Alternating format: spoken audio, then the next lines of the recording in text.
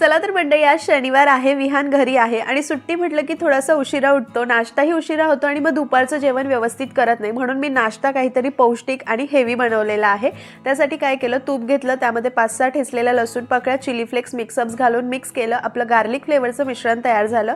त्यानंतर गव्हाच्या पिठाचा एक गोळा घेतला, मध्यम जाडीची चपाती लाटायची, त्यावर हे गार्लिक फ्लेवरचं मिश्रण लावायचं, वरतून थोडं सुकं गव्हाचं पीठ आणि भरपूर बारीक चिरलेली कोथिंबीर घालायची आणि या पद्धतीने व्हिडिओत दाखवते तसं फोल्ड करायचं. आपण शाळेत पंखे करायचो ना, अगदी त्याच पद्धतीने.